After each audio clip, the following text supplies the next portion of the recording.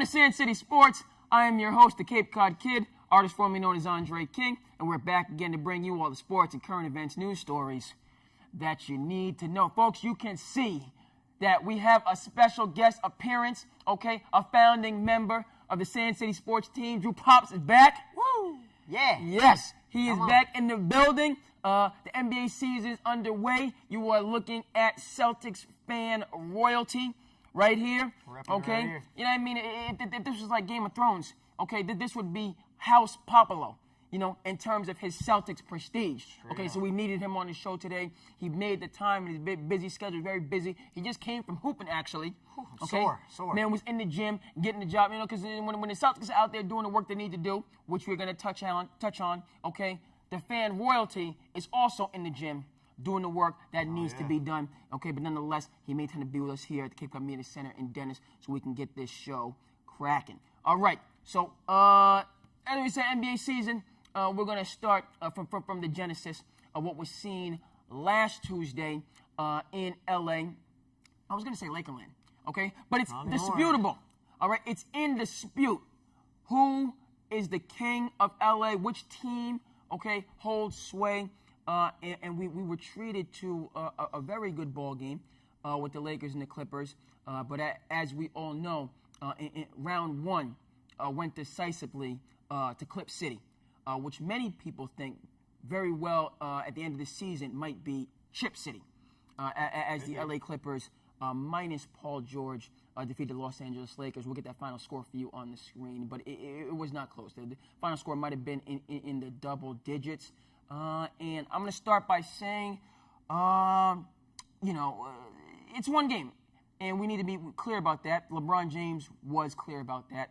But as we learned last year here in Titletown, it does get late early. And so for me, I'm looking quite closely at these first 20 games, first 10 games, first 20 games to see how these teams start off. Again, one game, but I thought that this was a heavyweight championship bout type of a scenario, type of a setting, type of a feel. And so based on that hype, I was frankly expecting more from the Los Angeles Lakers. Many other people were. And the Clippers, they just seemed to be. And then let me just say that, this was a 1, 2, 3 point game going into the fourth quarter, all right? But in the fourth quarter, the Clippers pulled away. They made it clear, or the game, they won the game handily down the stretch.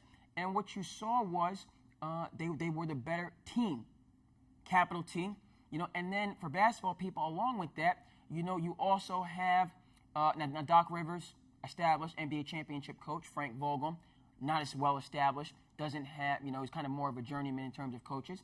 We'll take it a step further. Jerry West, the greatest executive in basketball history, that's undisputed, possibly the greatest executive in team sports history, all right? And then Steve Ballmer, the richest owner in team sports, all right? And so what we saw on the court, advantage Clippers, but then organizationally, it's also very much decidedly advantage Clippers. And so, Drew, I'm just really, with the Clippers hype, I'm buying in. And why I take the pause and why I'm at a loss for words is they also have that junkyard dog in them, beyond being talented. We're talking to Patrick Beverleys.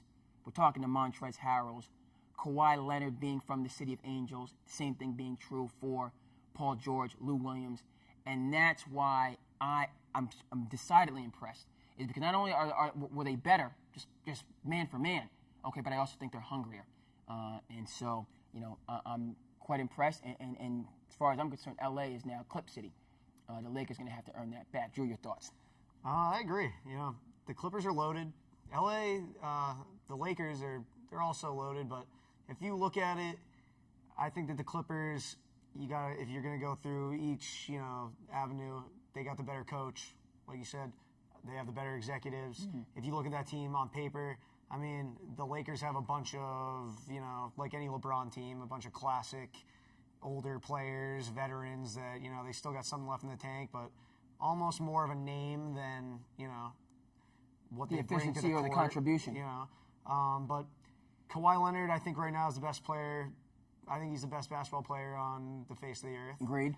And even without Paul George, they went out and won. So it's interesting to see. It's going to be interesting to see what the Clippers look like with Paul George, with that defense. Those are two maybe top 3 defensive players in the NBA right now, and they did it without one of them. So, I mean, if the Lakers couldn't get it done at home without Paul George, it's going to be interesting to see if they can get it done when he's back. So, there's still so many games to go. I think there's like 79 games to go. So, I mean, one injury could change everything. A lot of things can change, but right now, I mean, the Clippers are obviously the team to beat. They have been since before the season started. So, I mean, we just got to see what happens. But the Clippers... Yeah, many people, executives picking the Clippers, but, there's talking the talk, and then there's walking the walk, and so there was that uncertainty that, based on the eye test has been dispelled in large part. You brought up a good point, Drew, in terms of it was a home game for the Lakers. It was actually a home game for the Clippers. Nonetheless, the stadium was decidedly favoring the Lakers to the point that, Kawhi Leonard, I believe it was during his intro, got booed. Yeah. So even though the Clippers, they both play. We all know this. They both play in the stadium, but the court was Clippers. The Clippers were wearing their home jerseys. Right. But nonetheless, in terms of LA and how the city feels, you saw that people still have this attachment to the Lakers based on the history and tradition. This goes to the point of when Kawhi Leonard was at the LA Rams games. People giving him and this is frankly shocking to me because, and this is what I had to bring up in the comment. Kawhi Leonard is from LA. Okay? That's his hometown. Same way that, as everyone knows, LeBron James established 1984 in Akron, Ohio, and he's very proud of that. Okay, this is, I have to kind of reference an outstanding 30 for 30, Larry and Muhammad, like the overwhelming majorities of the 30 for 30s. This is absolutely exceptional. But it looks at that fight between Larry and Muhammad late in Ali's career when Holmes was the true champion. Okay, but Ali had the legend and legacy, and people, even though they really should have appreciated the great champion that Larry Holmes was becoming, because it was Ali and what he's meant to people. Larry, people, this is through his life, that people resented. Angelo is telling the referee to stop it. Bundini is arguing with him. Check him out. What you want to do? This game's over. I'm the chief second. All right. I stopped the fight. All right. He would not give in, Angelo Dundee. He cared about his fighter too much. That's it. They stopped the fight at TKO.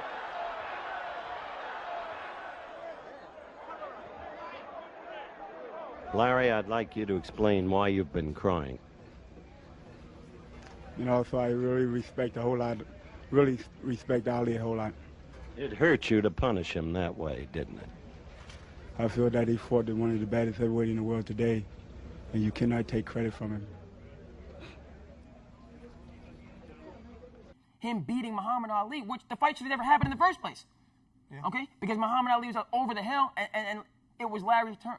And so, again, in this Lakers-Clippers situation, that narrative, this is year 17 for LeBron.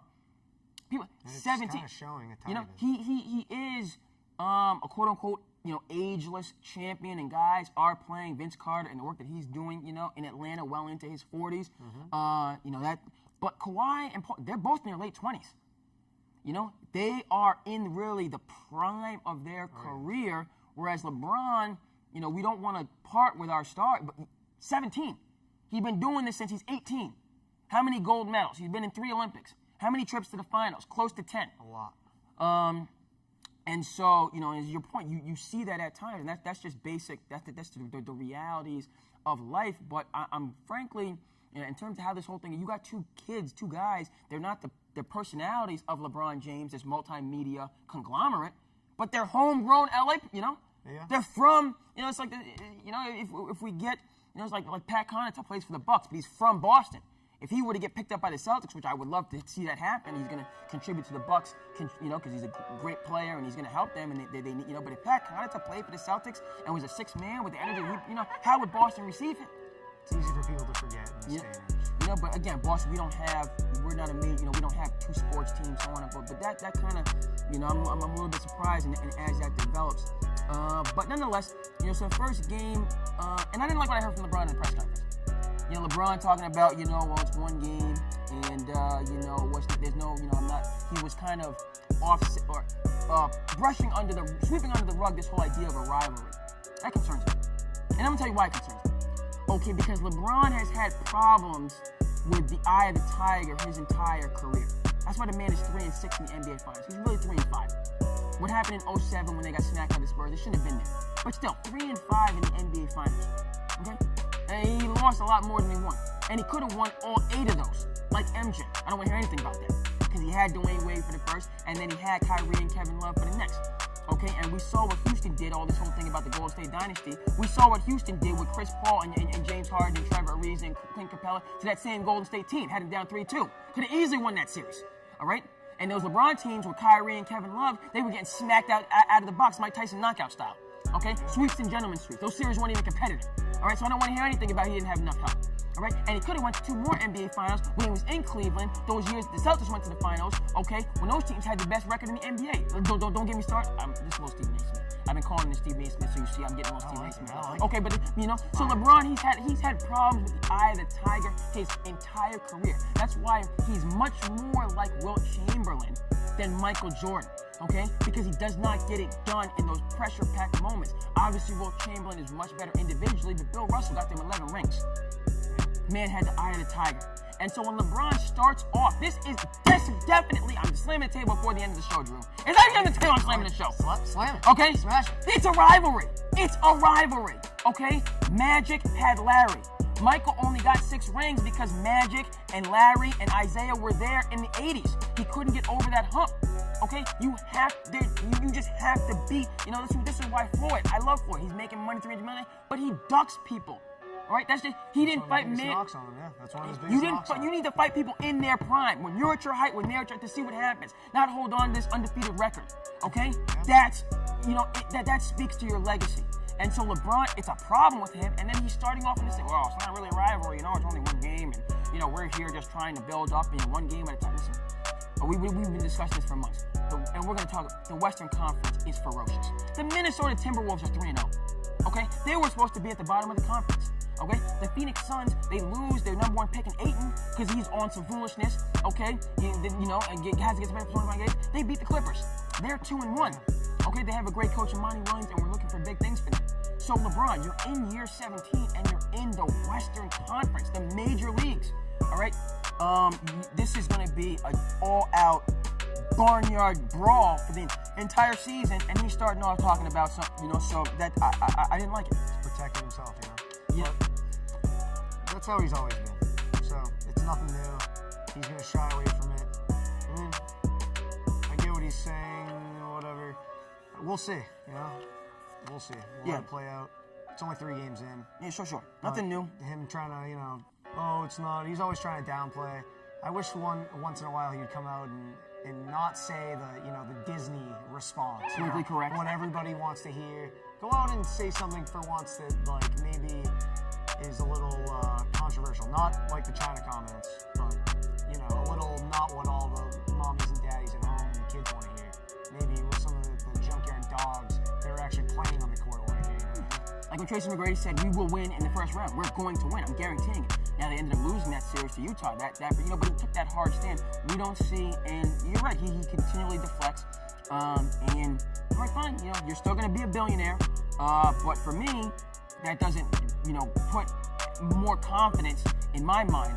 When you do have to, go into those, pressurized, winner-take-all type of situations. Speaking of pressurizing winner-take-all, and folks having the eye of the tiger. Now Kyrie playing, as I feel, in the minor leagues, the Eastern Conference. I'm sorry. It's just a fact. The Eastern, it's just so, you can't even really, the East is so much weaker than the West, and it's been that way for a time, and this year, it's just heightened to an unreal level. But nonetheless, 50 is 50. 50 more than 50 points. Okay? Man shot 50% from the field, 50% from 3, had 8 rebounds, 7 assists. That was absolutely electric performance. Kyrie's first game in Brooklyn, and this was the Kyrie we didn't see last year in Boston. Right. Yeah, man had a little smile on his face. He wasn't. They still took an L. They took an L. They still took the L. They So took I the L. mean, it is. It's Kyrie. He put 50 points up. That's great. But at the end of the day, are they any more of winners? Not really. No. Yeah, and to that point, people had said I had to check the box, the statistics on this. Was he ball dominant and was, the 7 assists just shows. But at the same time, in that game, what kind of impressed me was Karis LeVert got 19 attempts. Spencer Dinwiddie got his 13 attempts. The ball was being distributed, was being moved around. That was, it was a great game, went to OT. They didn't get the job done. Minnesota is a better team. They're starting off much better than I thought they would. So at first, how can you lose to the Timberwolves? But these guys coming into the season under the leadership of Saunders Jr., about that life and with that hard hat mentality, they might even get consistency out of Andrew Wiggins. So finally somebody can get through to Andrew Wiggins and get the best out of him, which is long overdue. I like to see that, the Kyrie, he's from West Orange, New Jersey. He went to St. Patrick's. He's going home. You're seeing a motivated, accountable, selfless Kyrie, which we didn't see last year in Boston. And if you do get that Kyrie, you're going to see these outstanding performances, and the Brooklyn Nets will obviously going to make the playoffs. They may be able to make some noise, but I just love to see that he, took the challenge on. Now, again, this is a game, the eyes of the world were on Lakers Clippers. Nobody was really tuning in to Brooklyn Nets versus. So, you can do it in anonymity, and the stakes are much less, but still, him taking that eye of the tiger, we discussed this, Drew, so we might as well get to it. Kyrie's first 3 games, we're looking at, I told you what he did in the first game, 50 points, 8 rebounds, 7 assists, 0 turnovers. Second game, 26 points, 5 assists, 3 steals. Third game, and we're going to spend a little bit of time here because this was a battle. 37 points, 7 assists, 7 rebounds. He had 7 trays. That was another L that they took in overtime against the Memphis Grizzlies and Mr. Ja Morant. Now, what I saw from this game, it just does my heart well. Because Kyrie, more so, he's obviously extremely confident, but it's more of a quiet confidence. Yeah. And he'll say a couple things, but he's more, Ja Morant's confidence, he wears that, on his coattail. God's gonna let you know. He's a young man came into the league, said he's not a point guard, he's a point guard. That's how he came in the league. He might win Rookie of the Year. Yeah. He might win Rookie of the Year. Been impressed with his ability as a facilitator.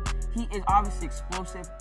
He's kind of wiry, thin, has kind of the same frame like Allen Iverson, which would concern me a little bit, but Allen Iverson was tough as nails. Yeah, he's tall. He's pretty tall. He's like 6'2", 6'3", a little bit taller than Iverson. Not too bulky, but tough, explosive, a great facilitator. He also had, we're going to get that stat on the screen, 30-plus games in this game. Where am I going with this? People know where I'm going with this. Not only did he block Kyrie's shot at the end of regulation, but he also had to play in overtime with the assist to Crowder for him to get the W. And he was letting Kyrie know throughout this entire process. I like that. He's talking the talk and also walking the walk, backing it up as a young rookie. Very impressed and intrigued. This is something that Baker, who some people call, shout out to Uncle Jimmy, on Speak for Yourself, Faker Mayfield, needs to learn a lesson or two about. If you're going to talk that talk, you need to walk that walk, or shut the hell up. And Mr. Mayfield is learning that we're going to get there. But just, Drew, your thoughts on that game or any of these other games that we've seen that you might want to touch on. We haven't even, feel free to dive into the Celtics who, and we'll let you start that conversation. But, your thoughts on these early games and what you see that catch your eye. In terms of Kyrie, after he left, you know how I feel about all that. I don't really wish too much well upon him, especially with them being some of our bigger, opponents coming in, as the year goes on. But, he did look good, and I've always said, even when everything went wrong, the boy can ball. He's disgusting. He can do anything. He's unreal. But will that lead for the Brooklyn Nets to be successful? We'll see. I don't know. With KD, who knows? It's crazy. But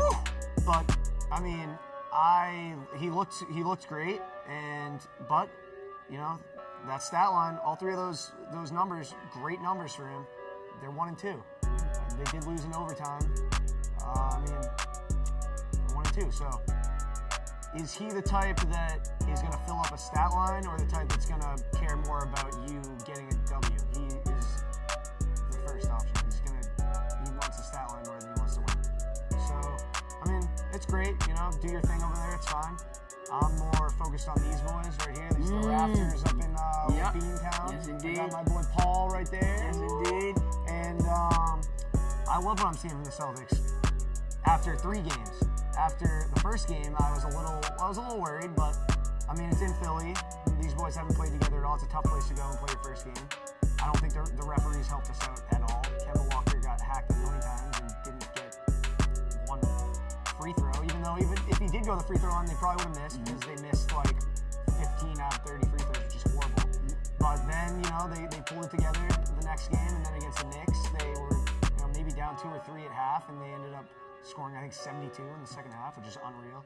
I'm loving Grant Williams. He looks NBA ready, and as a small, he might be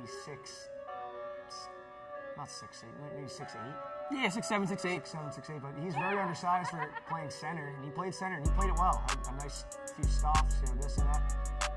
I like what I see from them. It's only going to get better, I think, and there's a lot to be done and a lot of improvement to be made. But I like what I see from them so far, and it's good. It's good. I like it. Grant Williams at the 5. I love that.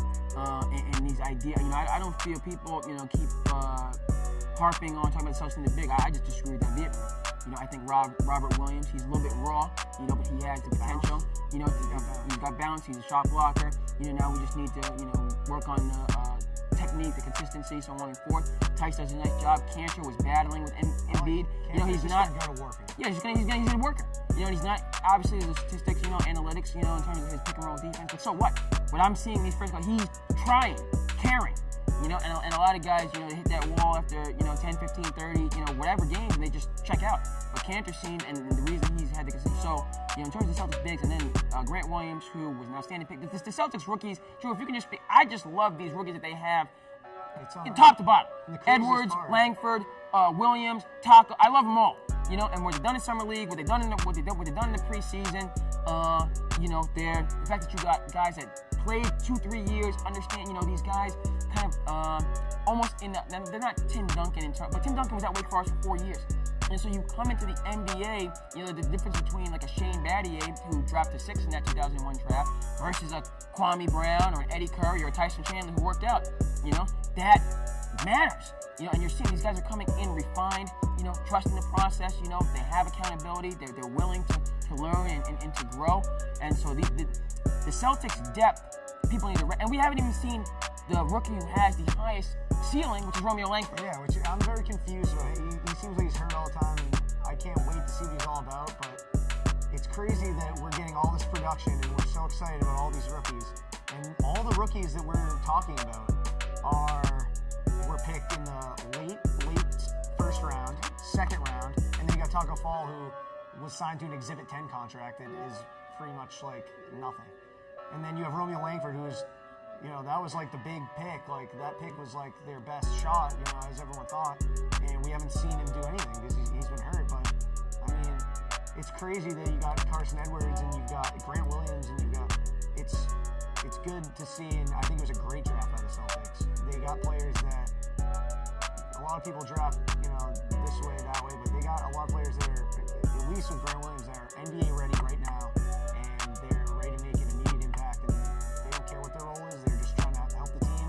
And that's what I love about the Celtics team, because it went from me ball last year, and clearly it didn't work. It was an absolute disaster and a train wreck. But I love that, Marcus Smart's coming out saying everyone's happy, the locker room's great, everyone's having fun, and it's great. That's what the Celtics and that's what Boston embodies, and that's what it's all about. So it's great to see them going back to that, and it's great to see these rookies following in the footsteps and embodying that. It's great. And again, because they play in the Eastern Conference, and I was quite encouraged. First game against Philly, yes, they did lose. The final score could be somewhat deceptive. That this was a 1-point game in the fourth quarter. You watch the game. Philly, went on like the 10-0 run in the fourth, hit the 2 threes back to back. And that's when it went from down 3 to down 13. And then you're on the road. You have to play faster, and then balloons to 17, so on. But that was a nip and tuck game, throughout. And they were right there. And the Sixers, to me, are the class of the Eastern Conference. I think the East, you have the Sixers, you have Milwaukee, and then it's just wide open after that. And the Six with Milwaukee losing Brogdon, that's big shoes to fill. So those two are at the top of the mountain, and then just one level below them, I have the Celtics and I have the Pacers, with Oladipo coming back, then picking up Brogdon with Sabonis, with Miles Turner under the very capable leadership of Nate McMillan. All right, and then maybe Brooklyn to see, how if you're gonna get a good Kyrie for the if you get the right Kyrie. Again, for me, Kyrie, I compare him to kind of Rajon Rondo, much more talented version of Rajon Rondo. I'm not a fan of either one of them. Okay, but in terms of talent, and if you get them in, when they want to buy in and be team guys, well, you just what happened? That 08 championship, that run, they would have went to 2 straight finals if KD didn't get injured in 09. Okay, and Rajon Rondo in that 08 team, the question marks were Rajon Rondo and Kendrick Perkins. All right, and two of the better players, NBA championship level worthy players. When you get them buying it. Now over the course, and how Rajon Rondo, got some success and then wasn't, a team first guy in my opinion, so on and forth. Okay, but so at Brooklyn, if you're gonna get the right Kyrie with the young talent that they have, by the way, of course, when we talk about Brooklyn, here from Cape Cod Media Center in Dennis, we're Cape Cod guys. We have to shout out Sean Fine, Barnstable High School graduate in 1996, who is now the G League head coach for the Brooklyn Nets. Was the director of player development last year. He has moved on to be the G League head coach for the Brooklyn Nets. So we are wishing them all the success. G League games, they're kind of all over the world. Celtics are up in Maine, so it's kind of difficult. But if I have a chance to catch a G League game when the Brooklyn will get that staff, what their G League team name is, I will be there. Okay, and again, that Kenny Atkinson, the head coach, Sean May, what he's done as general manager, it can't be understated. And never mind, the colossal coup of bringing Kevin Durant and Kyrie to Brooklyn rather than the Knicks. But that's an organization who, they're just built the right way. This is where I love the NBA. You're starting to see the NBA parallel the NFL, where every team has a chance. If you are a well-run organization, back to your point about the Celtics rookies, who the heck is Quinn Cook? Who the heck is Kevon Looney? All right, nobody knew until they saw them in real time doing work, producing. Trusting the process. These are guys that just, got and just worked and did the right things, and now they have a stature.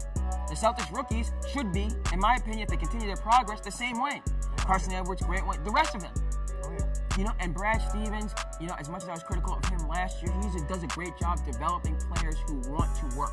And he does good, with that college, these guys, you pick the right guys that they might not be the 5-star players. Get yourself some 4-stars and 3-star guys that want to work.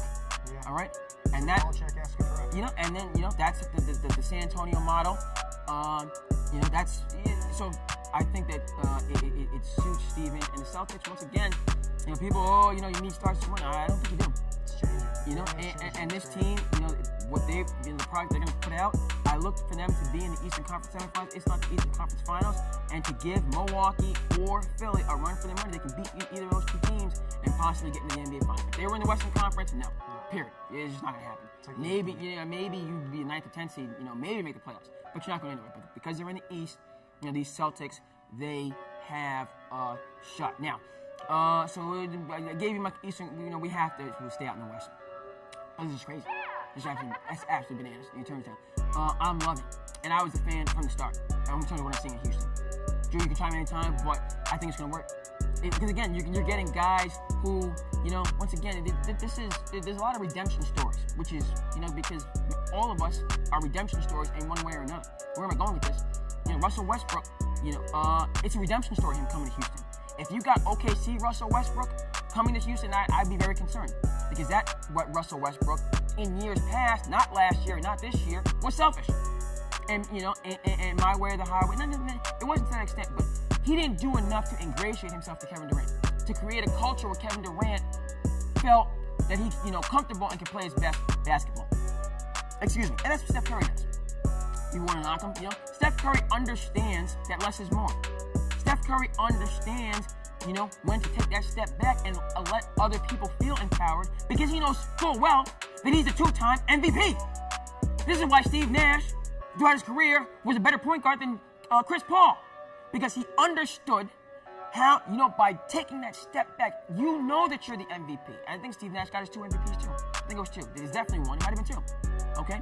Well, you can get that for you. I believe it was 2. Because one year the people said Kobe should have got it. The other year people said, hey, But the reason he's had success his entire career, and that Suns team took the Lakers to a game 6 or 7. They shouldn't even been there. That was a Suns team with him, Grant Hill, Robin Lopez, Jared Dudley. Chandler wasn't on that team, but that was when the Lakers won the second championship in Game 7 with the Celtics. They shouldn't have been in the Western Conference. It was a fun team. And Young Amari? I think Amari was gone at that point in time. I think he was in New York. He got rid of him. but again, allowing other guys to feel empowered, to feel encouraged, so on and forth. And if you're going to have that mentality, you don't have to be the most talented guy in the universe, which Steve Nash obviously wasn't. Back to Houston. If you get a Russell Westbrook that is going to buy in like he should have these other years with Kevin Durant, and by the way, Paul George was third in the MVP voting last year. Okay? We're talking about it. So Russell Westbrook was not selfish. He allowed Paul George to thrive. All right? And that Oklahoma City team could have made some noise if Dame Lillard didn't hit a shot from half court. That's the Westbrook that I'm seeing on the court. And if you put that Westbrook in Mike D'Antoni's system, okay, you got problems. And that's what you're seeing early on. Triple doubles out the wazoo, his numbers are through the roof. Now, with Houston, I simply say this: Harden, he is a bird of a particular feather. He's a strange duck. Yeah, and that's fine. That's fine. But if you take it to a certain extent, you're gonna end up being like John Wall. So, by the way, Adidas said, you know something, John Wall, this great contract, we're gonna buy you out because we don't see it paying off. Now, obviously, James Harden is a $200 million man for Adidas. He is their, flagship. He's their guy. But what concerns me, what I don't like, and it's going to be a problem, he is not engaged when he's not on the ball. So they show Harden, when he's not initiating offense, he just goes in the corner and stands there. He's just not engaged. He doesn't spot up to create the space that they need for their offense to be effective. Okay? And not only is James Harden a deadly, obviously, isolation, but he's a deadly spot-up shooter. So if you have a pick and roll, this is for basketball people, if you have a pick and roll on the strong side, and you have James Harden on the weak side spotting up, people wonder why Golden State, there's a little reason why, because they ran their pick and roll, but they had Clay in the corner on the other side. You can't help off Clay. Okay? So that creates in that pick and roll, when that big rolls, there's nobody in the paint. Because if you help him, they're going to skip it to Clay wide open for a three. And why did Kevin Durant go to Golden State in the first place? Because Jerry West told him, we shoot the highest percentage in the NBA for uncontested threes. Why? Because we make the extra freaking pass.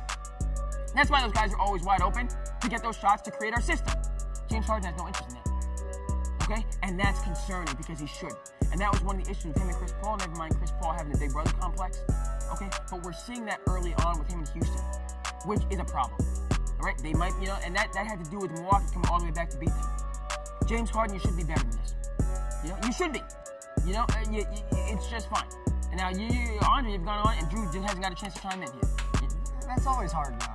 Every year, he has the most unreal regular season, at least in the last 4, maybe 5 years, has an unreal regular season. But then the playoffs come when it's not about silly stats and this and that. It's about, okay, it's time for winning. It's time for junkyard dogs. It's time for when the going gets tough, gritty players. And he somehow every playoffs disappears.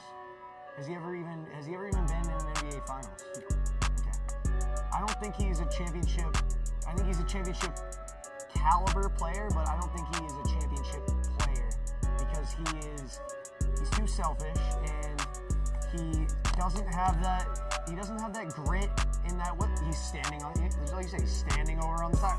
Well, he's not initiating offense. It's just like he doesn't want to do all that it takes to get the job done. He doesn't go the extra mile. He's great. He's gonna, pour in points and he's gonna break, records for doing this and that. But that doesn't mean anything. I don't care about that. Winning is the name of the game. It's to get the W. It's to get the championship at the end of the year, and have the trophy, have the parade, and the banner, and all that. And I don't know if he'll ever have one, honestly. And I don't think that will surprise anyone, and it shouldn't, because every year the same thing happens. It comes playoff time. At least last year and the year before, maybe he, came, leaps and bounds in the playoffs. But when his first few years in the playoffs, he would disappear completely and just not do much of anything. So I'm not the biggest Harden fan. I wear shoes because they're comfortable. They help me, hit a couple threes, but I'm not a big fan of him as a player. We should, because he has everything is lined up in his favor. So he should be kind of, and that's disappointing to me, and again concerning. Your thoughts on the West, Drew, or NBA? The West. I love the West. I'm glad the Celtics aren't in the West. It's great because it's a way easier road. I think that Houston is a problem, and obviously the two LAs. But I think one team that everyone's forgetting, and I think that they really could, even beat any of those teams I just mentioned, the Denver Nuggets. Absolutely. They are literally a team that goes 12 men deep, all the way down. A guy that is getting like barely, half the minutes that they should be getting. They're all buying into the system. You got Michael Porter Jr. coming back, who could also be a dark horse for Rookie of the Year. But they got guys like Jeremy Grant, who contributed heavily in OKC last year. And then obviously their starting lineup is chock full of young, great players. You got Jokic, who people are thinking could be an MVP candidate. But then you got Jamal Murray, and you've got Gary Harris Jr. Paul Millsap's a gritty veteran. That's a great starting five. Their bench is good enough that it could beat probably a few teams in the East starting five, honestly. So when the season gets long and there's a lot of injuries, even if Denver gets a bunch of injuries, they are so deep that I don't think that, they can play their game all year long. And it's going to be fun to watch them. Concluding thoughts, Drew. Concluding thoughts. Wednesday we got a nice Celtics game against the Milwaukee Bucks, and it's in Boston, and I will be there for my first game of the year. I can't wait. Yes, indeed. And I think that the Celtics will go out and they are going to get the W, and onwards and upwards. Great stuff. We're going to be in the building. That could be Eastern Conference Finals or semifinals matchup. For me, I'm looking for the Washington Nationals. We didn't get a chance to touch on it, to extend this series against Houston Astros. It goes 7. And I'm going to pick the Nationals. They are due for a World Series championship, going up 0-2. But that's been an outstanding series. Yeah. Them going up 2 games, Houston storming back, and go either way. I'm going to pick the Nationals in 7. It's been an outstanding series. Folks, that's going to do it. Go ahead and comment, like, and subscribe as you feel the need. I am your host, the Cape Cod Kid, artist formerly known as Andre King. We want to thank you from the bottom of our heart for tuning in to SandCity Sports. We are thrilled. We are so happy to have Drew Pops back, making the time. He is welcome whenever he has the availability. And so are all of you out there in YouTube land. And we will see you here back again the next time.